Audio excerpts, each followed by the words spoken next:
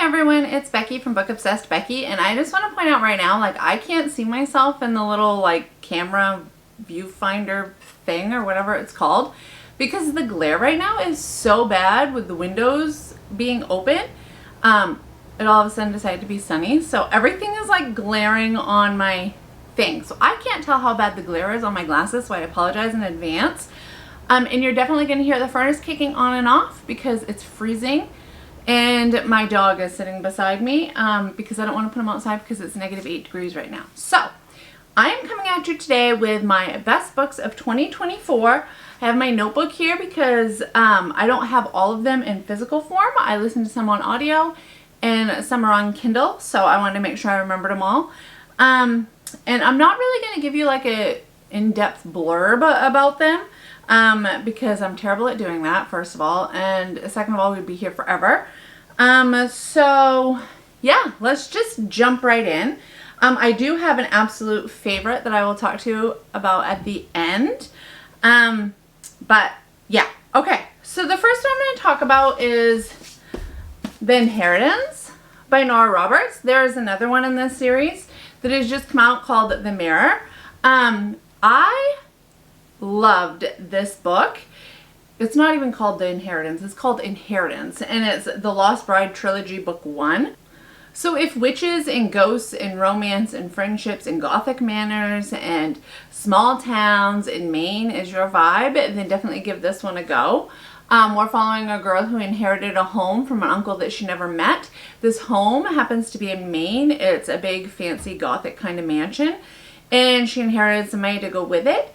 And inside of this home, it's full of ghosts. And these ghosts happen to be related to her. So she's kind of learning about her family, her side of the family that she didn't know existed because her father was adopted. And there's an evil witch in here as well that is killing off brides and has been killing off brides for years. Now, this witch is also dead. So the girl in here is trying to figure out how to get these rings back that have been stolen and how to get rid of this witch. Now, this is the first in a series, so the second book is out and the third book is not out yet. It'll probably be coming out this November because Nora Roberts tends to do like November releases.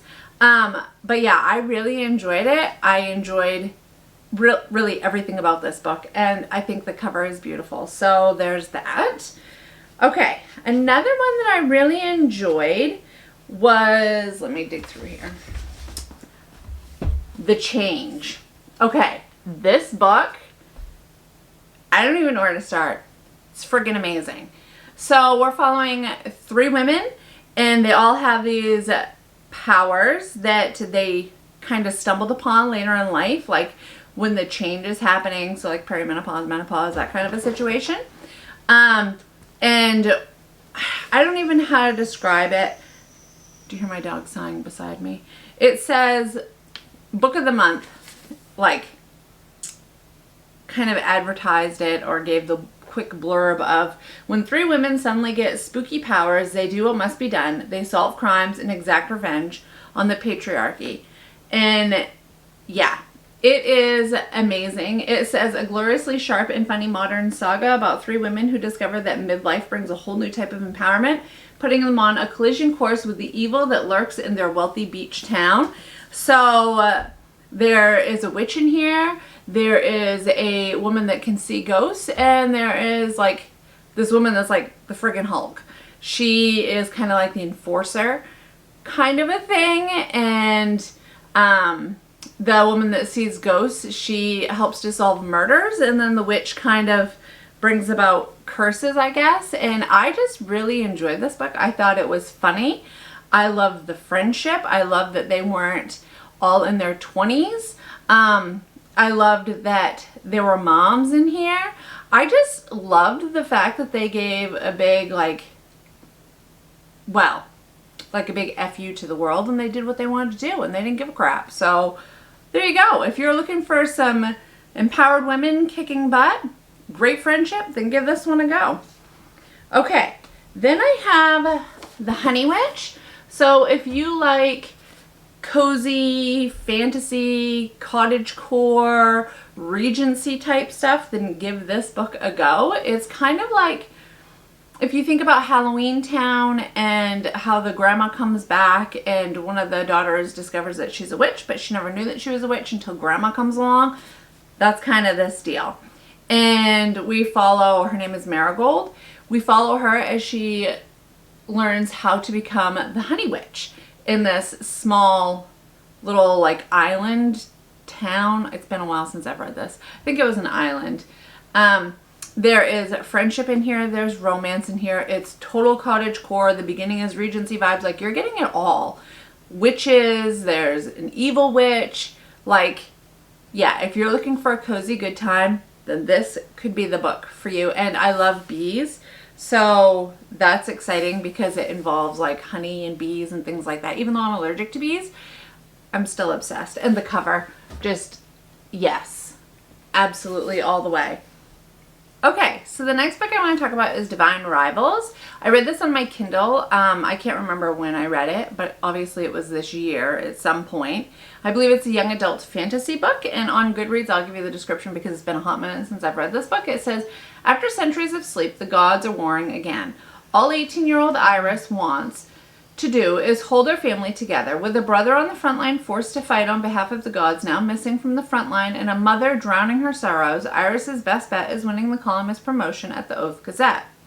But when Iris's letters to her brother fall into the wrong hands, that of the handsome but cold Roman Kit, her rival at the paper, an unlikely magical connection forms. Expelled into the middle of the mystical war, magical typewriters in tow, can their bond withstand the fight for the fate of mankind, and most importantly, love.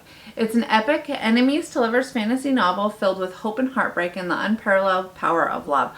I have to tell you, I absolutely loved this book. I devoured it. And as soon as I got done this book, I dove into the next book, which is called Ruthless Vows, and that was really good as well. I know it's young adult, or I've heard it's young adult, but don't let that stop you.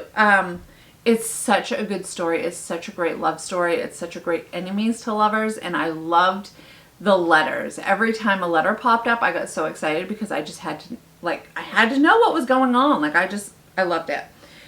Okay, the next one I'm going to talk about is None of This Is True by Lisa Jewell. This is my first Lisa Jewell book ever. I got it from Book of the Month, but I listened to it on audio, and I totally recommend listening to it because there's a whole, like, well, it sounds like a podcast, right? Or like you're listening to a radio show. There's music in the background. Like, it's just, it's amazing. And this had me on the seat of my pants. That doesn't make sense. On the edge of my seat. I'm going to read a little blurb about it here. It says, when a famous podcaster interviews a stranger promising to divulge the story of a lifetime, secrets emerge that threaten to expose the truth of the lives they've both worked hard to project and protect. You're following two women. They're birthday twins. They don't know each other. One's the podcaster. One is the person that goes onto the podcast. And you're hearing this woman's story as she's telling it to the podcaster. But is it really true? It's hard to say. And she kind of weasels her way into the life of the podcaster to the point where she's like picking through her garbage. It really was such a good read. This won't be my last Lisa Jewell book. I even bought this book for my mother-in-law for Christmas because I loved it so much. So if you're looking for a thriller that will kind of have you on the edge of your seat and you want to listen to it, then definitely give this one a go because the audio is fantastic. Okay. Then I got my phone here because I have to look up some of these because it's been such a long time since I've read them and I don't want to get mixed up. Another book that I read, actually I listened to it, is The Guncle, and I loved this book, but I probably didn't listen to it at the perfect time. It definitely got a 5 stars for me, but it was a very emotional read for me, and I don't know if it's emotional because of what was going on in my life at the time, or maybe I'm overly sensitive, which I am. I cry at everything. But we're following this man. His name is Patrick, or his niece and nephew call him Guncle because he's gay Uncle Patrick. And his friend from college passes away. Now, his friend from college is married to his brother, and they have 2 kids together, right? So his friend dies from cancer. And that's where I struggled, because over the summer my good friend died of cancer, and this is kind of when I was reading this book. And a lot of the conversation in this book revolved around, well, what about the friend? Like, you have the husband who's grieving his wife. You have the children who are grieving their mother. You have the parents that are grieving their daughter, like that whole deal. But what about the friend who's grieving their friend, right? So we're kind of going through that whole thing with Gup, or Gay Uncle Patrick, they call him Gup. So you're going through that whole thing with him, his feelings through it, and meanwhile, his brother, who is married to the woman that died, has come out saying that he's got an addiction to drugs and he needs to go away to rehab. So Patrick, who is an old, he's not old. He's not old by any means. Back in the day, he was like a movie star or a soap star, like a TV soap opera star. And he had lost somebody very dear to him before his friend died, who was his partner, like his life partner, his boyfriend. He had lost him, and ever since then he kind of like withdrew into himself, and he kind of gave up TV, and he moved to this town where not a lot of famous people go, and all that kind of stuff. Like, he's hiding away from it. So when his friend dies, the college friend who has the kids, is married to his brother, he goes home for the funeral, and his brother confesses to him that he is a drug addict and needs to go away to rehab. This is right in the beginning of the book, so I'm not spoiling anything. And that the brother, which I can't remember his name off the top of my head, but he wants Patrick to take his 2 kids. His 2 kids' names are Maisie and Grant. And Patrick's like, whoa, I'm not a parent. I don't think I can handle this. Like, I am a daytime drinker. I am living by myself. I just don't know if I can handle this. He ends up taking the kids. And as we're following along in the story, we're seeing how he is kind of working through his grief of losing his boyfriend, and working through his grief of losing his friend, and what it means to be an uncle and to care for somebody else while you're grieving and to help them grieve as well. It was such a heart, like, I don't know if you can hear that. My dog's right here. And he's breathing in deep and sighing out because he's bored out of his mind. And I don't want to send him outside because he'll freeze to death. But anyways, and I totally just lost what I was saying about Patrick. Oh, it's a very like heartfelt story. I really enjoyed watching him develop as a character and how he handled everything that come at him. I definitely recommend it, but if you're going through the loss of a friend or something like that, it is going to be an emotional roller coaster. At least it was for me. So I imagine that I'm probably not the only one out there that would struggle with this, but this is a series, and I can't remember what the name of the second book is in the series, but I have it and I'm going to be reading it because I love the first one so much. Okay, so then I have Medusa. I keep looking down because my notebook is down here. So Medusa, somewhere here on the screen, was a book club pick that I had to read over the summer, or maybe it was the fall. And it is about a girl that has a serious temper. She has something happen at school. Her mom sends her and her brother away to this school that was created by the gods. And it's a place for people that descend from monsters and gods alike, I guess. And it kind of gave me Harry Potter vibes, I'm not going to lie. And I love Harry Potter, so I was very much into this book. You know, you've got the young girl going off to a boarding school and she's discovering all kinds of things. She's trying to solve a mystery. She's making friends away from home for the first time. You know, it's kind of like, Harry, you're a wizard, but it's, you know, she's not a wizard. She's something else. And it was such a fun read. I think it's a middle grade. So if you're a fan of like magical schools and Harry Potter and all of that, then maybe give this one a go. Or if you used to love Harry Potter before the whole J.K. Rowling thing happened, then, and you want something that kind of has those vibes, then maybe give Medusa a go, because it was really good. I really enjoyed it. Then I have A Sorceress Comes to Call. This book was fantastic. I love this author's writing. And I'm going to just kind of read you what it says. It says, Cordelia knows her mother is unusual. Their house doesn't have any doors between rooms. There are no secrets in this house, and her mother doesn't allow Cordelia to have a single friend.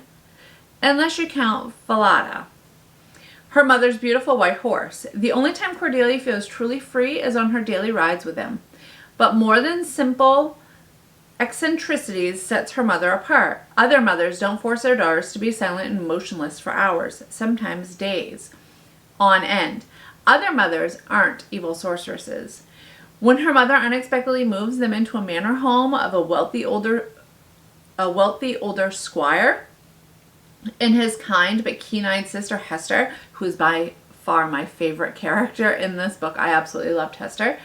Cordelia knows this welcoming pair are to be her mother's next victims, but Cordelia feels at home for the very first time among these people, and as her mother's plans darken, she must decide how to face the woman who raised her to save the people who have become like family.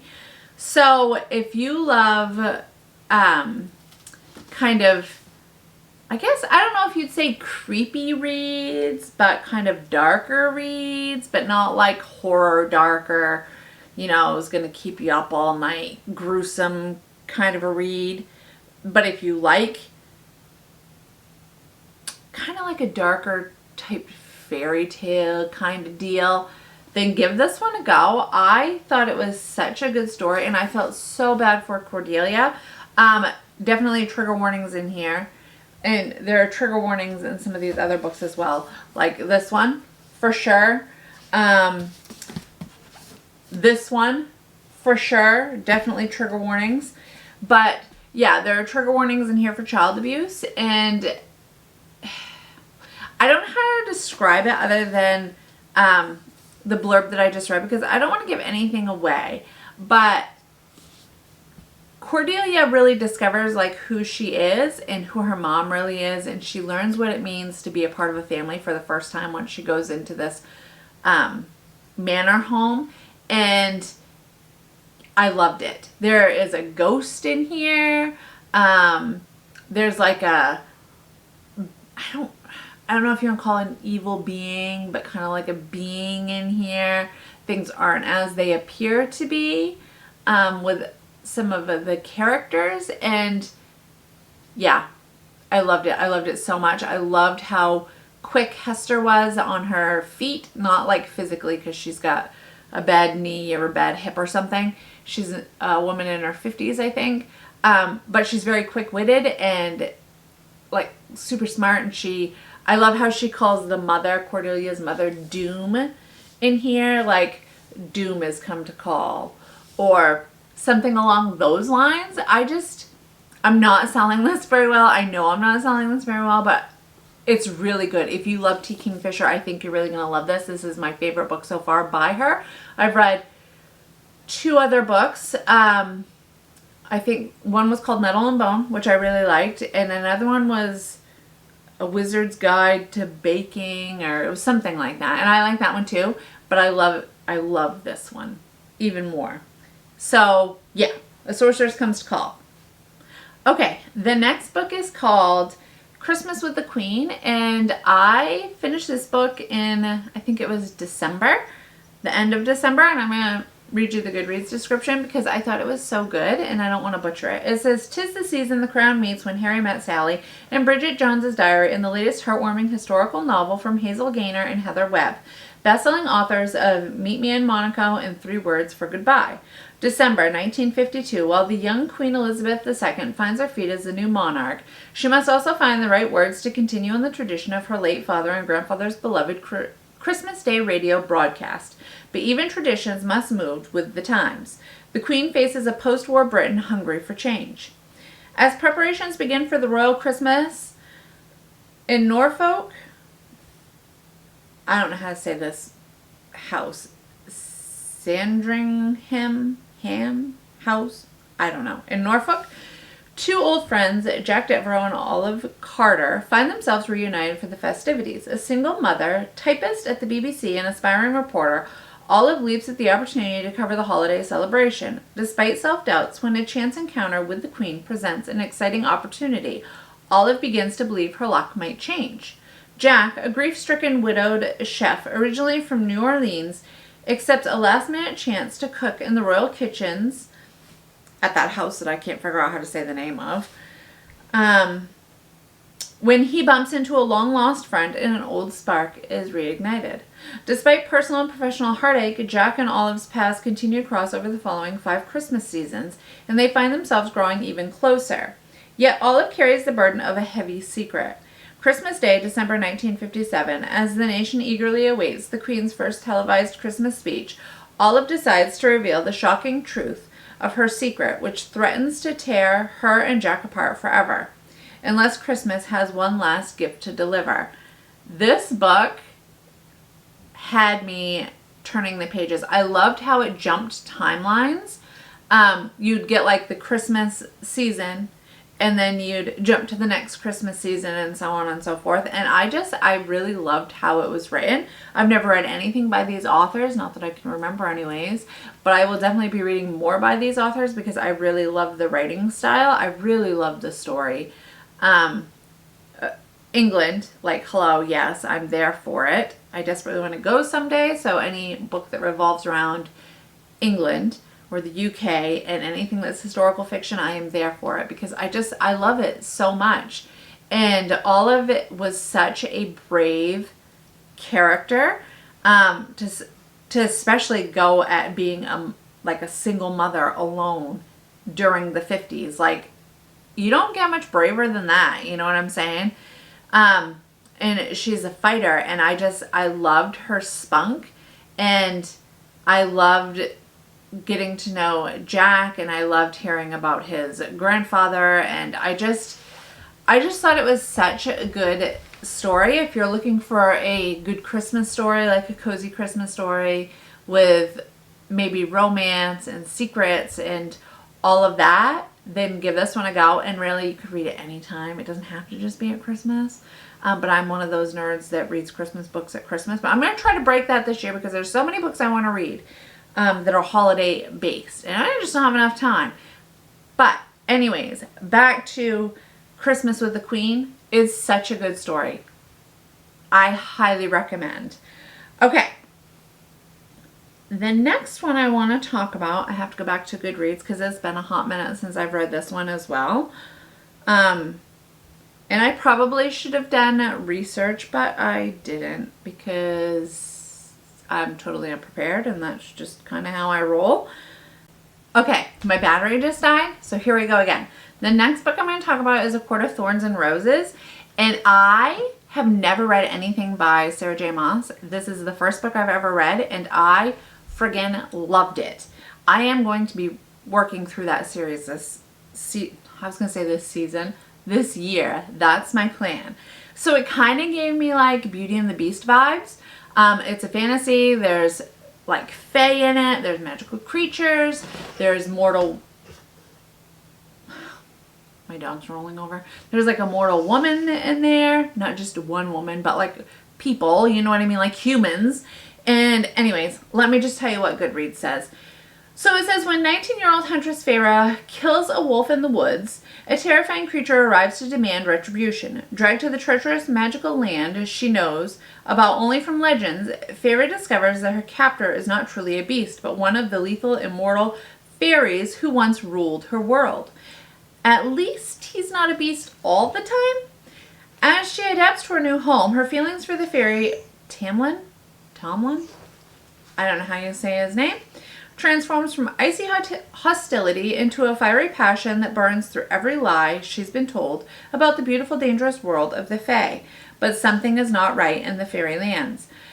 An ancient wicked shadow is growing, and Feyre must find a way to stop it or doom Tomlin, whatever, and his world forever. So it says, from best-selling author Sarah J. Maas comes a seductive, breathtaking book that blends romance, adventure, and fairy lore into an unforgettable read. And it's absolutely unforgettable. I loved it. I loved it so much, and I'm excited to continue on in the series. And of course, I love Beauty and the Beast, and like I said, it gives those vibes, like with the masks and the curse and all of it. Like, it's just, I love it. And if you like fantasy, you like fairies, you like adventure, you like romance, like all of that, then definitely give that one a go. I can't talk about the rest of the series because I haven't read it yet, but I'm going to. All right, so I'm a total dope, and I completely forgot to add in this book, which is one of my favorites. Okay, so I'm back. My dog just, I don't know what he was doing, like coughing, hacking. He was doing something right when I said, okay, and here we are at my favorite book of the year, and I can safely say it's my favorite book of the year because I finished it last January, and I've been thinking about it all year. I love this book so much. I even bought it for my mother-in-law for Christmas. And I don't know what that noise was. I think it was the refrigerator. I don't know. I can't recommend it enough. And it is The Frozen River. And it's a historical fiction that takes place in Maine. Okay, so here we go. Maine, 1789. When the Kennebec River freezes, trapping a man on the ice, Martha Ballard is summoned to examine the body and determine cause of death. As a midwife and healer, she's privy to much of what goes on behind closed doors in Hollowell. Her diary is a record of every birth and death, crime and debacle that unfolds in the close-knit community. Months earlier, Martha documented the details of an alleged rape committed by two of the town's most respected gentlemen, one of whom has now been found dead in the ice. But when a local physician undermines her conclusion, declaring the death to be an accident, Martha is forced to investigate shocking murder on her own. Over the course of one winter, as the trial nears and whispers and prejudices mount, Martha doggedly pursues the truth. Her diary soon lands at the center of a scandal, implicating those she loves and compelling Martha to decide where her own loyalties lie. Clever, layered, and subversive, Ariel Lawhon's newest offering introduces an unsung heroine who refuses to accept anything less than justice at a time when women were considered best seen and not heard. The Frozen River is a thrilling, tense, and tender story about a remarkable woman who left an unparalleled legacy, yet remains nearly forgotten to this day. I can't. Like, this book is so good. Martha, honest to God, part of my language, she is like one kick-ass woman, especially in the 1780, 89? Like, she was kicking butt and friggin' taking names with her. She, like, stuck it out so hardcore. I can't. And the doctor that steps in and undermines everything that she come out with from the autopsy, I just wanted to punch him. Oh, he made me so mad. He was like, you know, I'm a doctor, I'm a man, so therefore I'm better than you are. It doesn't matter that you've been a midwife your whole life and that you're part of this community and that you know these people. No, I'm going to step in, I'm going to tell you everywhere that you're wrong, like every which way that you're wrong. And I'm just going to do what I want to do. And he doesn't know a friggin' thing. Like, oh, can you tell I'm like totally passionate about this book? I loved this book so much. This is like historical fiction at its finest. And the descriptions of winter in here, the coziness of family in small town community minus like the dirt bags in the town, you know, the decent people in the town, is just, it's fantastic. If you want to get swept away and thrown back into the 1700s and you want to watch this woman like fight her way to proving things that others don't want to believe and all of that, definitely pick this one up. It is so good. And as you can see, I've tabbed things in here because some of the lines are just, oh, they are perfection. And there's one part in here which I can't even tell you what it is, but I was so rooting for her when she did this. I was like, yes, yes, yes, yes, girl, go girl. Like, for real, she was amazing. I loved this. If you pick this up, please let me know what you think. Well, really, if you pick up any of these books, but this is definitely my favorite. So, this video is scattered. There have probably been weird noises in here because my dog is in here. The glare is probably quite funky, but you know what? Here it is, my best books of 2024, and I'm sure that there's a whole bunch more that I could have put on this list, but I didn't want the list going forever. So if you feel up to it, what are you reading? Like, what was your best book of 2024? Have you found any like bangers this year? I've already found one that's going on my best books of 2025, which I'm super excited about. And yeah, that's everything from me for today. I hope everybody's doing well. If you are in an area where it's cold, I hope you are staying warm. And yeah, all right, I will speak to you all very soon. Bye.